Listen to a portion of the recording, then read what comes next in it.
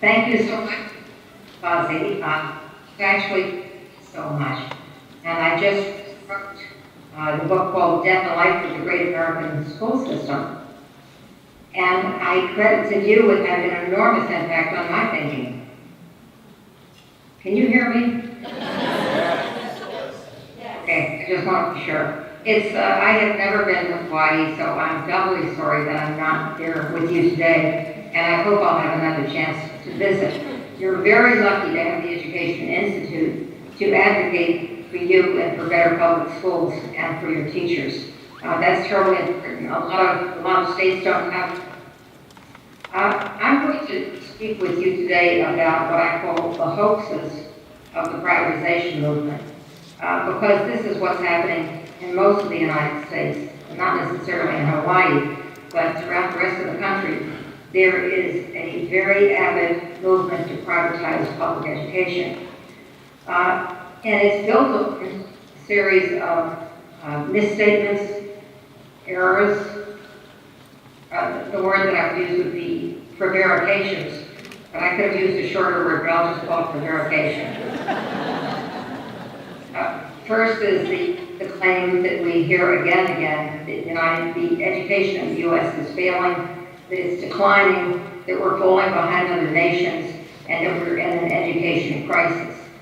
And I maintain that we are in an education crisis, but it is the one manufactured by people who call themselves reformers, very few of whom have ever been a teacher or even a parent or a student in a public school.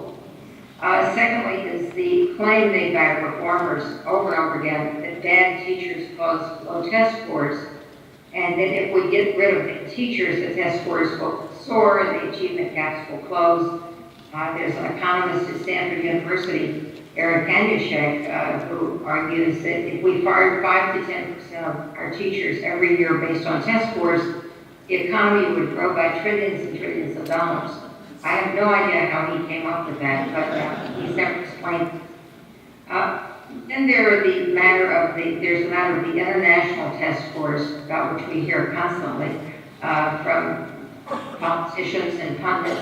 And they say, well, we're number 27 or 28 or 18 or whatever it is. And they say our economy is going to be ruined by our public schools because we don't have higher test scores, the PISA exam or the TEMS exam. The most important thing you should know about these exams is that they do not predict the future. The test scores of 15-year-olds have no connection to the economy 20 or 30 years from today. In 1964, the United States participated in the first international test. It was a test of mathematics. And there were 12 nations who took that test. Our seniors came in last. It was 50 years ago. For the last 50 years, we have done poorly on international tests, either in the bottom quarter or no better than average. But our economy has nonetheless outperformed all the nations that have higher test scores. We have the biggest economy, the most powerful military, a dynamic culture, and our test scores did not prevent our success. The test scores report in some fashion, perhaps as a gauge, whether we're making progress or not making progress, but they may also reflect how much time is spent on test preparation. And I think that's not something that anyone should boast about. Now, the reformers also tell us that poverty doesn't matter, and that poverty is just an excuse for bad teachers. But that's a ridiculous idea. Poverty matters enormously. In fact, social scientists have, for the last, not just the last generation, but for many generations, established that there is a very close correlation and even a causal relation between poverty and test performance. The crisis talk is meant to persuade the public to accept anything that the reformers propose, even though the reformers have no evidence. They create a sense of panic that our public schools are failing, and it becomes almost customary to pick up a newspaper and see a column about our failing public schools. They are not failing. Now, I'll give the data on that in a minute, but there is a hidden goal behind this crisis talk and this constant finger-pointing and blaming of teachers in schools. By constantly shifting blame to schools and to teachers, Reformers, so many of whom are in the 1% in terms of income and wealth, the reformers distract attention from the real problems of our society, and that is growing wealth inequality, growing income inequality, crumbling infrastructure, and a shrinking and increasingly angry middle class. People are angry, and so reformers, especially the billionaires and the hedge fund managers, would prefer to talk about the schools rather than it diverts the public's attention. So their goals are, first of all, a free market of school choice, eliminating public schools wherever possible, eliminating local school boards, and eliminating democratic control. They particularly like state takeovers and any kind of takeover that hands control of the schools over to either the governor or some private entity, but not to the populace.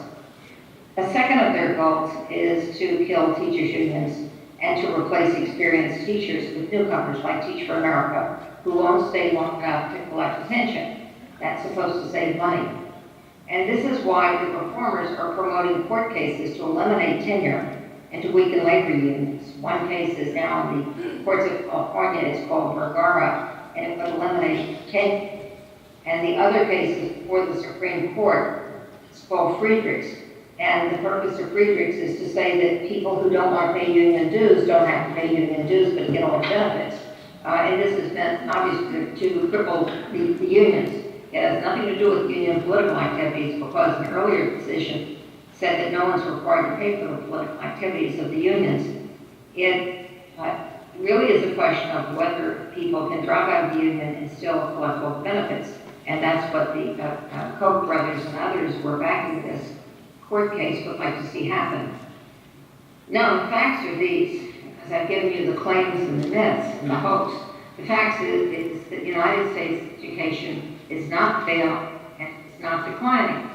The only measure we have of test scores, academic performance over time is the National Assessment of Educational Progress, or NAEP. I was on the NAEP board for 7 years, and I know that measure very well, its strengths as well as its weaknesses. Test scores have never been higher than they are today. NAEP scores have been going up steadily since the NAEP test began in 1970, and they reached a peak and flattened out. Actually, the progress in test scores slowed down with the adoption of No Child Left Behind, and the scores, which had been rising steadily, came to a screeching halt just this year. When the NAEP scores were released, it was a shock because we had the combination of No Child Left Behind, Race to the Top, and now the Common Core. And for the first time, scores either went flat across the country, both math and reading. So you're not suffering from falling achievement. We have had rising achievement from the 1970s right up through this year. Second of all, high school graduation rates have never been higher than they are today. And the way they report the graduation rate these days is engineered to make them look lower than they really are. Because there was an agreement in Washington to only count the 4-year graduation rate, so that students who graduated in August, or students who took 5 years, or students who got a GED are not considered high school graduates. But if you look at the census data, as I did, it turns out that we already have a 90% graduation rate, and it's the highest we've ever had. And that's true for white students, Asian students, black students, and Hispanic students.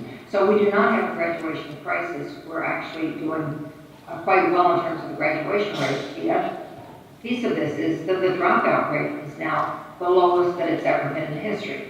Now, you would think that our leaders and President and the Secretary of Education be talking about great success of schools, but instead they have been part of the chorus of penny, penny, the sky is falling and our schools are terrible.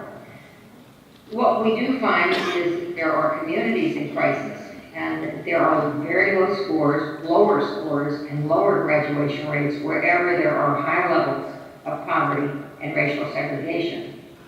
Now, the reformers will say, when they see, they don't look at these facts and they don't even admit them, but as they continue their claims that we're in crisis and we're declining, they earnestly believe that the private sector does everything better. And so in state after state, pushed to a large degree by No Child Left Behind and also by Race to the Top, there's been an explosion of school choice, of charter schools, of chains, of corporate chains of charters, and also vouchers. Now close to half the states in the country have some form of voucher. And there is nowhere in the country where vouchers have ever proved to be educationally more effective than public schools. The latest report on vouchers came from Louisiana and said that when kids went to voucher schools, they actually lost ground. But the facts and evidence doesn't seem to make a difference. The private sector doesn't do it better. The only time it does it better is when there are private schools that select students from high-income homes and who start playing on third base. And those schools do very well indeed because they choose their students carefully. Now, No Child Left Behind was a hoax from the very start. When it was introduced, it was based on what was called the Texas Miracle. The second President Bush, George W. Bush, claimed that there had been a miracle in Texas. He said that the graduation rates had gone up, the achievement gap was closing, and this was all because of testing and accountability. And the basic theory behind the Texas Miracle was that if the federal government wielded enough carrots and sticks, if they offered bonuses through merit pay, if they had sticks, punishing teachers, punishing schools, closing schools, this fear would motivate teachers and students to work harder and get higher test scores. Actually, the Texas Miracle was a hoax from the very beginning. I mean, Texas didn't see any of the improvements. They just saw a lot of dropping out going on and then said that their improvements were based on their dropouts.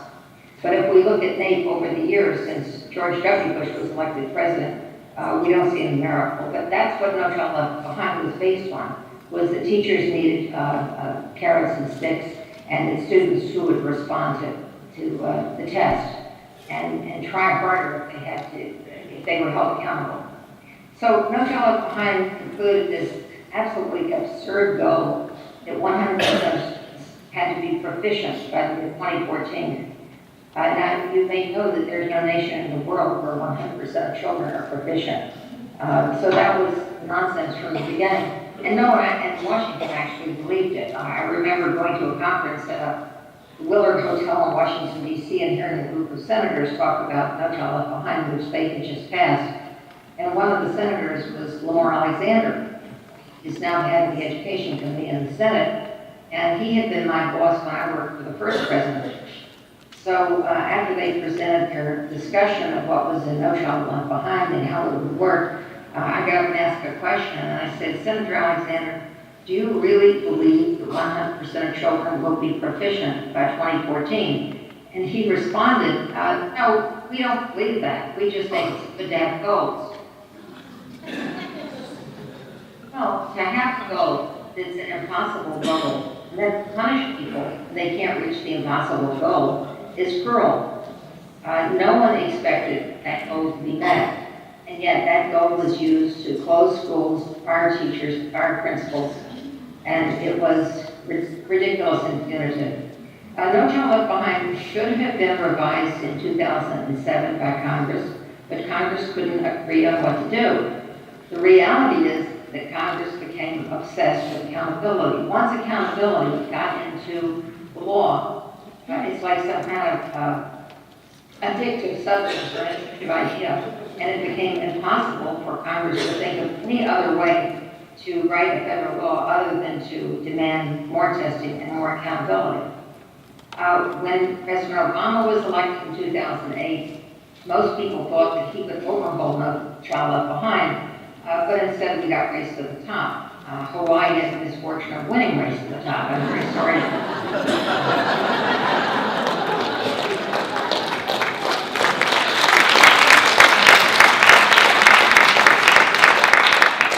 Race to the Top is no different from No Child Left Behind.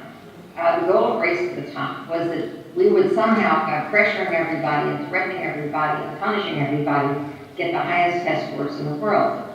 This is a very primitive view of human motivation. You have to go back to the early 20th century when there was a man named Frederick Winslow Taylor who developed theories about social efficiency. And he believed that with punishments and rewards, you could motivate the workforce to produce more.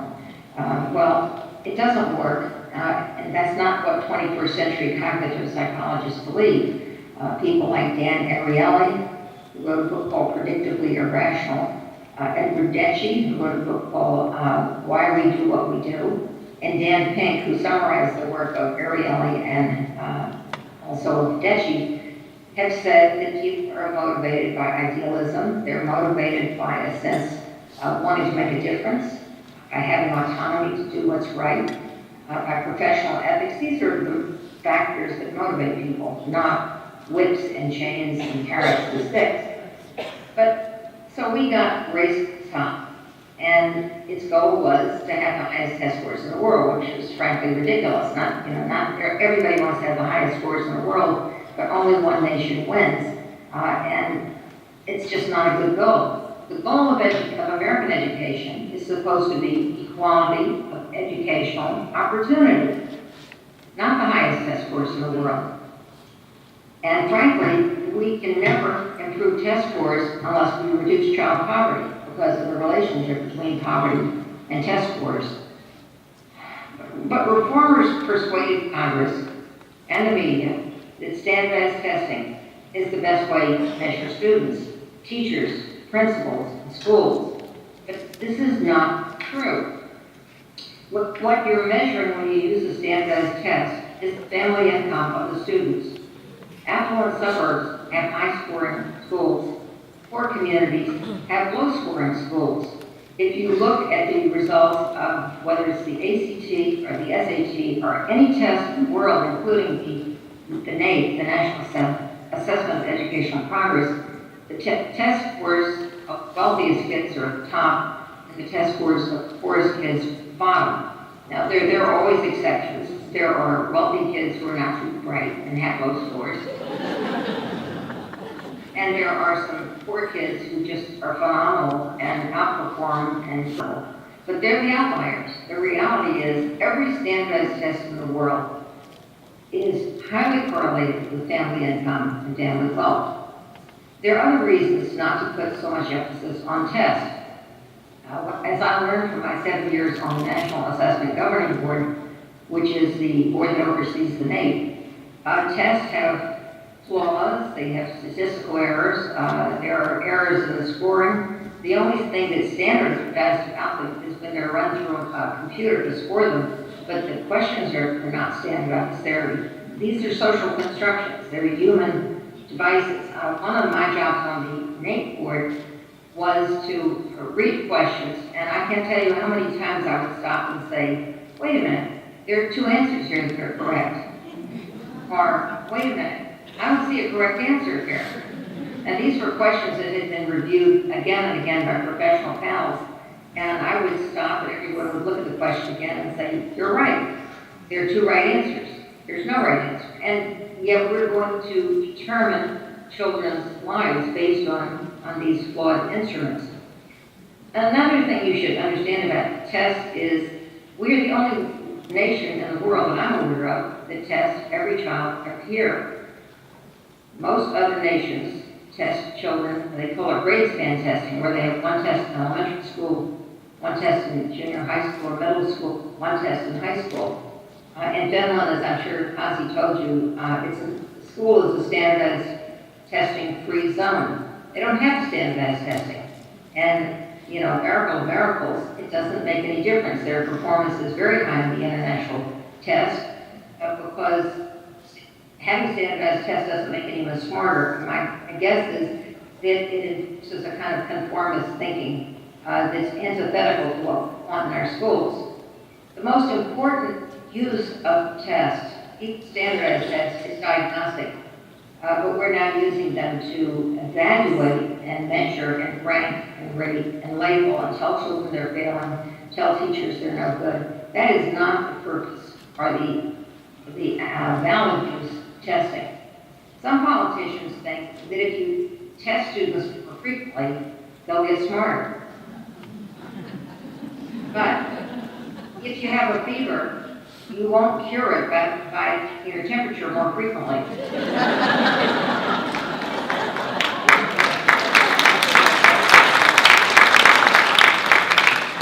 And if you're overweight, I promise you will not lose weight by the make yourself sick. I wish it was true, but it's not. But I hear politicians all the time saying we need more tests and more tests because schools are too low, and it's a waste of money. Another thing you should know about the test on these standardized tests is that the passing mark is set by human beings, and it's a judgment call. Sometimes they set the mark too high, sometimes they set it too low, sometimes they set it for political reasons. They may decide that they want the state or whatever district it is to look good, and so they set a very low passing mark. But if someone's starting, let's say a superintendent is starting afresh, he may want to have a very high passing mark so that kids seem to be smarter the next year when he lowers it. Cut scores, passing marks, are not science. They have no scientific basis behind them. And the other thing that's astonishing about the standardized testing industry today is that they do include written responses, and they are evaluated either by computers. That's huge problems. I mean, there are people who devote their professional lives down showing what nonsense that is, because computers can't identify error. They can identify grammatical error, but not factual error. So if you were to write in one of your written responses that the Civil War took place in 1912, the computer wouldn't know that that was not right, and it would pass right over that, whereas a human scorer would know differently. The other thing is that these written responses on standardized tests are now being graded by people hired from Craigslist and being paid $11 an hour. And they're not necessarily educators. They just usually have to have a bachelor's degree of any kind, and they're paid by how fast they can score these tests. It's piecework, and it's very unfair to the children because their lives hinge on judgments made as a snap judgment. Well, Race at the Top has been a monumental failure. Billions of dollars have been wasted. States that won the grant, like yours and like Washington and New York, ended up spending more than the amount of the grant. New York won $700 million, but it spent far more than that to comply with mandates. One of our district superintendents did a study and found that 6 of his community districts had received $11,000, and in order to meet the mandates, had to spend $400,000. Well, this is practically bankrupting the less favored districts. So there's very little to show for it. Nothing in Race at the Top was based on evidence or experience. States were told to put their caps on charter schools, and yet we don't have any research base that tells us that charter schools, privately managed charter schools, are necessarily better than public schools. What we have in the rest of the country, I guess we've got some good charter schools in Hawaii where kids get a Hawaiian immersion, which is fine. What's happening in the rest of the country, though, is that the charter schools have become an industry, and there are chains that have 100 schools or 150 schools in different communities, and it's really hard for me to understand why communities should give up their school to a corporate charter chain. And the schools that boast the most, charter schools that boast about their higher test scores, usually exclude children with disabilities and are being sued in various jurisdictions for doing so, and usually exclude children who are English language learners.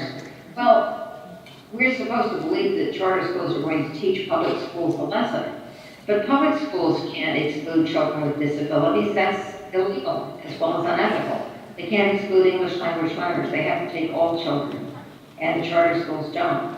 And charter schools have discipline codes that allow them to exclude children because of behavior problems, and they get kicked right back to the public schools. So I see them as being not a step forward, but a step in the wrong direction. Now, a second thing that you had to do in order to receive this Race at the Top funding was to have college and career-ready standards, which we all understood were the Common Core. And at that time, Race to the Top was announced, and in 2009, the Common Core standards had not even been written. Some states signed on to them sight unseen. They were never field tested to see what effects they would have on real children in real classrooms. The third thing the states had to do to be eligible to get Race to the Top funding was to agree to create longitudinal data systems with personal identifiable information. Those systems have now become the target of corporations that want to mine children's data in order to develop new products and sell back to schools. There has been an ongoing fight over children's privacy because of the government's new thirst to collect classifiable data, which frankly I don't see the value of other than to aid these entrepreneurs who are thinking of ways to use it and exploit it. Another thing the states had to do, the fourth thing, was to agree to close or turn around low-performing schools. This too has been a failure. Schools are identified as failing mostly because of the children they serve. So in the inner city where children are poor, where they're racially segregated, where there are clusters of children with severe handicaps, they're considered failing schools. And instead of supporting these schools and improving them, the reformers say close them or turn them over to the state. And we know from research that stability and trust are necessary for real change to take place in a school. And yet the reformers have a plight of stability and trust. And their strategy is disruption and chaos. Well, the most harmful aspect of Race to the Top was its insistence that states had built statewide teacher evaluation systems that reflected the rise or fall of student test scores. And so today, many states base 50% of teachers' ratings on test scores. This method is known as VAM, value-added measurement, value-added modeling. It's junk science. It's junk science.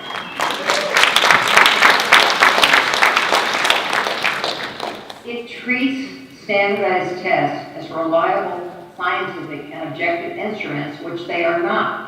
Its ratings are unstable and invalid. A teacher may be highly effective one year and slip down to developing or less effective the next year, and go back and forth. And so when the states are giving out merit pay, for instance, you may have a teacher who has a high evaluation score in reading, a low evaluation score in math, and they're left with the dilemma of giving a bonus to the teacher at the same time that they fire Well, another problem is that 70% of teachers do not teach the tested subjects of reading and math in grades 3 through 8. So some states have spent millions and millions of dollars creating more tests for every subject, and others resorted to what is now called attributed ratings, meaning the teachers were rated based on the scores of students they never taught and subjects they never taught. So you might have the art teacher evaluated. She would have to flip a coin and decide whether she wants to be evaluated by the reading scores and the math scores and hope she picked right. And so you have people in non-tested subjects being judged by of other teachers and judged by students they never taught. It's insane. It actually was litigated in Florida, and the judge in Florida said it may be unfair, but it's not unconstitutional. Now, the Gates Foundation has been a major player in all of this. It totally funded Common Core standards. It funded its development, its implementation, its evaluation. It's funded almost every think tank and both teachers' unions and everyone else, every national education organization to promote the Common Core standards.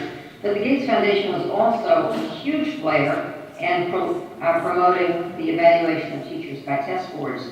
The Gates Foundation believes through videos and through test scores, and they have thousands and thousands of hours of good teachers, and teachers are supposed to watch those videos to learn how to become a good teacher. I think I could watch a great orchestra conductor or symphony conductor for hours and hours, and I still wouldn't be a good symphony conductor. That's not the way it works. But the Gates Foundation gave hundreds of millions of dollars to 4 districts to prove this thesis. And it didn't work in any of them. In Tampa, Florida, Gates gave Tampa $100 million, but the project cost over $250 million, which the district had to exhaust its reserve funds in order to pay the cost of this teacher evaluation project. And Gates pulled out after putting in $80 million because he said they were not faithfully replicating whatever it was the foundation wanted. And Tampa has since extended the entire Gates teacher evaluation program and is trying to develop yet another one. It's just a mess. The dam, as I described it, has anywhere. And in 2014, the American Statistical Association warned that the dam was ineffective as a way of measuring the quality of individual teachers. The American Statistical Association said that teachers account for between 1 and 14% of test score variations, and the rest is made up of family influence, student motivation, and other factors beyond the teacher's control. Well, the greatest crime committed by the reformers has been their unrelenting attacks on teachers.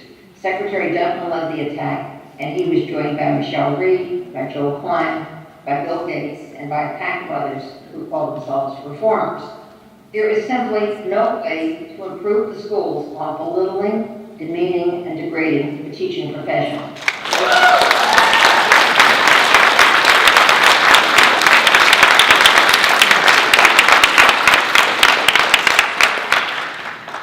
As a result of the past 6 years of assaults against the teaching profession, there are teaching shortages across the nation.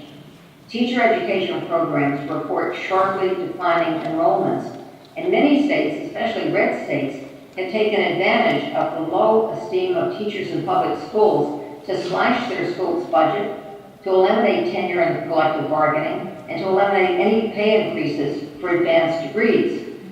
What industry would systematically undermine the worth of the professionals on whom they rely? It makes no sense at all. Why would they want to replace professionals with amateurs? That makes no sense, and yet that's what's going on in many states. Florida adopted what is probably the stupidest bill in the country, and that was to give a $10,000 bonus to people who want to be teachers based on their SAT score. Now think about it. People who want to be teachers took their SAT score 5 years earlier. And yet they will be given a bonus by the state of Florida as they arrive, whereas experienced teachers can't get the bonus unless they can somehow dig out their SAT score, and they have to have a highly effective rating. So it's various people, including members of the Florida legislature, said this was one of the stupidest laws they ever passed. The main achievement of the reformers was to introduce disruption and chaos into the lives of schools and professionals. By federal decree, teachers are required to pay more attention to test scores than to the needs and the interests of their students. And the Common Core standards have been an integral part of the disruption tactics. Common Core was supposed to change everything, to change testing and textbooks, teacher education and teacher evaluation, and everything else, and professional development. The standards, as I said before, were adopted by states without ever being tested in a real classroom. No one knew how they would work. No one knew if they would work. No one knew what would happen once they were adopted. And yet, corporate America, the Gates Foundation, the Broad Foundation, many other foundations, politicians, and many others repeated the false claims that the Common Core was necessary because it would make us globally competitive. How did they know? There was no evidence that it never existed before. No active classroom teachers were part of the writing committee for the Common Core. No early childhood educators. No one who was trained in special education. And so the standards worked on the assumption that every student would make the same progress if exposed to the same standards. And at the end of 12 years of schooling, everybody would be equal. There would be no achievement gaps. This was a kind of utopian idea. But it's not true anywhere. In states that have had strong standards for a long time, like Massachusetts, there are still achievement gaps for students, even when they're in the same schools with the same teachers and the same standards. Children are not clay that can be shaped at will. Each one is unique. Hundreds of early childhood educators tested the Common Core standards in K through 3, said they were developmentally inappropriate. Suddenly, kindergarten became first grade, and children are expected to learn to read before they learn first grade. That's never been true until now. Children learn to read at different times, at different rates, and it does by the time they're 7 or 8 years old. It hardly matters. Teachers with special education tested the standards assumption that all children learn at the same rate, but the standards are copyrighted. They can't be changed. The standards requirement more time to be devoted to informational text than to literature, a 50-50 split in K through 6 and a 30-70 split in high school favoring informational text, has no basis in research or evidence. The people who wrote that requirement were simply taking the assessment directions from the NAEP, which were not written for teachers, but were written for people developing assessments. Now, what you probably know is that most of the people on the Common Core Writing Committee came from either SAT, ACT, or other testing companies. And so that's why you have something called close reading, because that's preparing children to take excerpts and read them on standardized tests.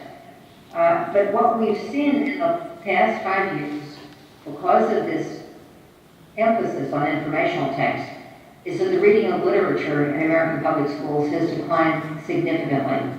And I'm not opposed to reading informational text. I write it every day.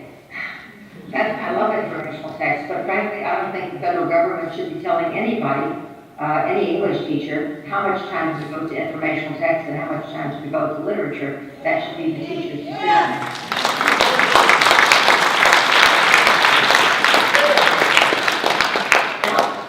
the tests on lines of the Common Core were even more problematic than the standards. Marty Duncan paid out $360 million to create 2 tests, the PARC and the Smarter Balance assessment. And I personally think that he didn't have the authority to do that because the law says very clearly that no federal government official is allowed to influence or interfere in any way or attempt to control curriculum or instruction. And Secretary Duncan said that just by funding tests, that didn't affect either curriculum or instruction. But we all know that the tests are what define curriculum and instruction and drive them. As the tests have been implemented, teachers and parents have complained that the tests are far above the grade level of the children. When the results have been published in state after state, every state discovered that the majority of their students failed to meet the proficiency standard. The designers of the assessments decided to align their cut score, the passing marks, with NAEP Proficient. NAEP Proficient is an achievement level, and it's a very high achievement level. I consider NAEP Proficient to be an A. This was a really bad decision. On the NAEP, only about 30 to 35% of students typically reach this mark. There's only one state in the country, Massachusetts, that's ever had as many as 50% of its students reach NAEP Proficient. So that meant that in every other state but Massachusetts, the majority of students were expected to fail. I don't know why the federal government would want a majority of students to tell their failures. So in New York, for example, 70% of the students across the state failed the Common Core test. 97% of English language learners failed. 95% of students with disabilities failed. More than 80% of Black and Hispanic students failed. Those who set the passing mark knew this in advance. Our state commissioner of education at the time was John King. He's now the new Secretary of Education. He said before the test was even given that 70% of the kids would fail. How did he know? Well, he knew what the passing mark was, and he knew that it was set to fail 70% of the children. Why did these people think it was such a good idea to tell little kids in grades 3 through 8 that they were failures? So the punitive nature of these tests inspired a massive opt-out movement. And it was the largest and most powerful in New York State. About 20% of the students in the state refused to take the test last spring. That's about 240,000 students. Politicians pay attention. Politicians pay attention when you have that much grassroots activity saying, don't do this to my children. In the politically powerful suburbs of Long Island, nearly half the students opted out, and many more opted out in other states such as Colorado. Now, some of the reformers who had created this monstrosity hoped that the dismal results of these tests would lead us to a stampede to charter schools. But most charter schools actually perform no better than public schools on the Common Core test. And just at the point where large and growing numbers of parents became totally disgusted with the overwhelming number of tests, and disgusted that their children's teachers were being evaluated by the test scores, Congress decided it was time to replace NCLB at last, and rein in the Secretary of Education at last. So now we have a new federal law. It's called the Every Student Succeeds Act. This is the obverse of No Child Left Behind. Take your choice, No Child Left Behind or Every Student Succeeds. It says the same thing. But frankly, it is bizarre to project that a federal law has the power to make every student succeed or to leave no child behind. But this seems to be the fashion in Congress these days, is to give legislation wishful titles. It's time to recall the original purpose of the federal law and by the Elementary and Secondary Education Act. It was passed as part of Lyndon B. Johnson's War on Poverty. Its purpose was not raising test scores. Its purpose was to send money to schools that needed money, to schools where the poor kids were.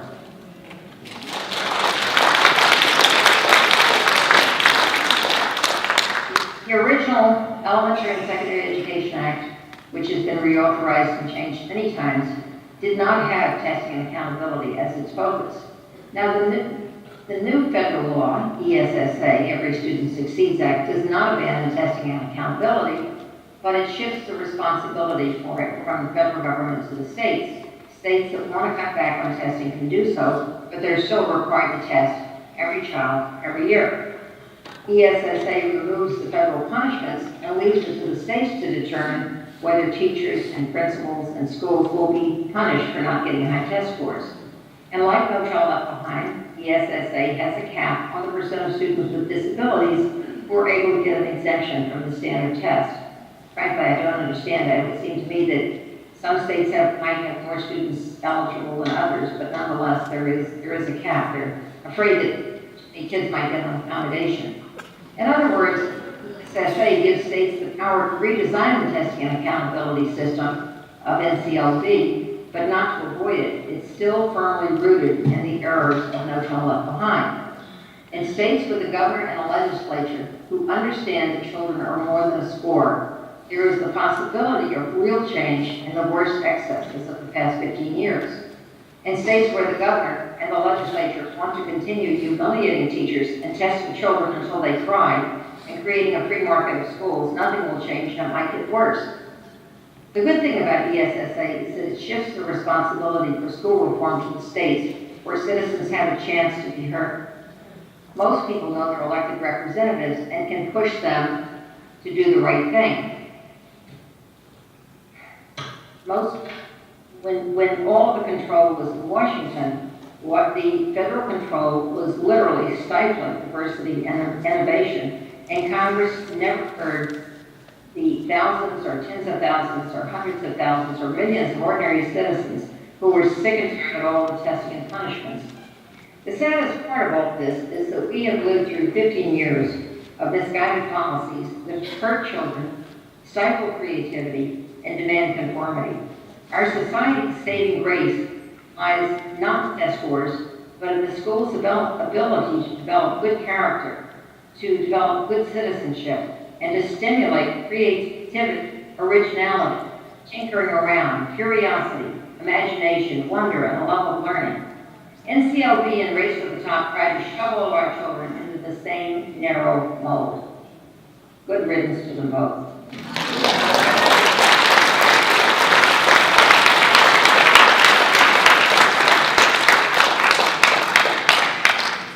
As former Secretary of Education Arnie Duncan once famously said when touring a classroom, I want to be able to look into the eyes of a second grader and know that that child is on track to go to college. I don't agree. When I look into the eyes of a child in second grade, I want to see if that child is healthy, well-nourished, happy, actively engaged in learning, and eager to learn more. I would be horrified to find that that child is thinking about college.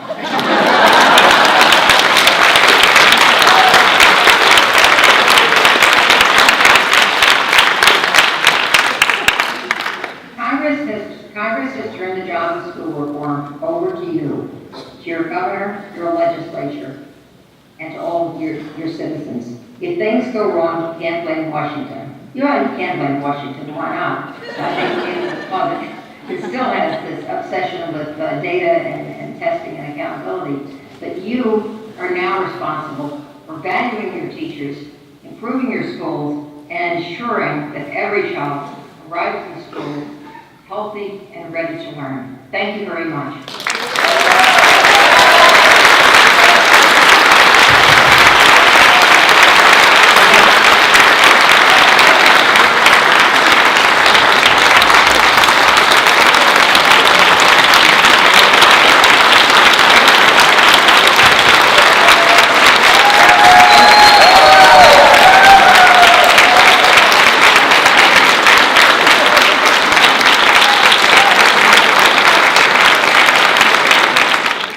Can you hear us? Oh, yes, I can hear you. Okay. Anybody? I thought you were talking to the audience. Okay. Too good. Let's take one here. Please be brief and to the point. From the presentation, is there a need for the U.S. Department of Education? Is there a need for the Department of Education? Yes, I think there is a need, and it serves some very fundamental purposes. Firstly, it's important in terms of gathering data, and it's, I think that the NAEP is valuable. It gives us an indicator, and in fact, we don't even need any we don't need any state-by-state testing, because we already have all the information we need from the NAEP anyway. NAEP does that on the testing. Every time a newspaper reporter would say, oh, if we don't have annual testing, how will we know whether we're moving forward or not, and if there are achievement gaps? And the fact is, all that information is part of NAEP, and they release that every 2 years. We don't need to do any individual testing. We don't need to do annual testing. It's all there. So I think that's a useful function. I think that the research function is very important. The U.S. Department of Education is also responsible for civil rights, and also for funding, should be funding more of special education.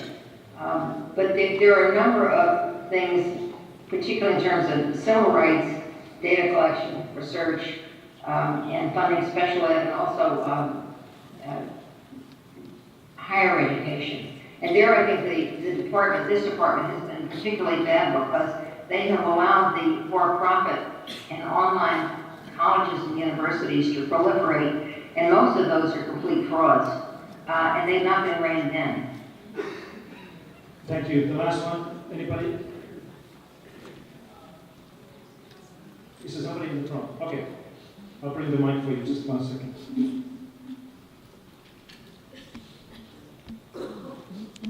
Thank you. As a new board member, a state board of education member, and the fact that the governor is now appointing new members, I think we have a wonderful opportunity to start to improve our school system. My question to you is, as a state board of education, what would you recommend that we do, and in what priority?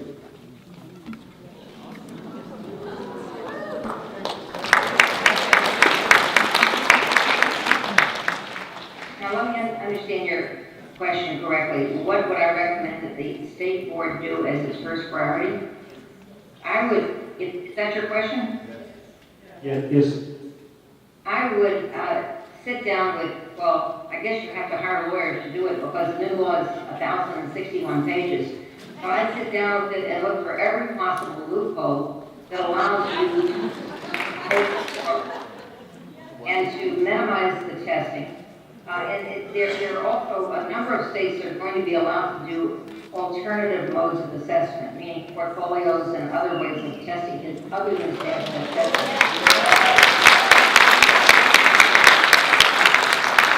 So Look for all of those openings. The most important thing you need to do is to have a different mindset about what schools are supposed to do, what your ambitions are for the schools, what your hopes are, what your vision is. And you have to have a vision based in the idea of human development and the development potential of every child. And if you have that vision, you will realize that test scores can't help you there. You're measuring family wealth and family income, and you don't need to spend millions of dollars on standardized tests. You can just ask people, what's your income?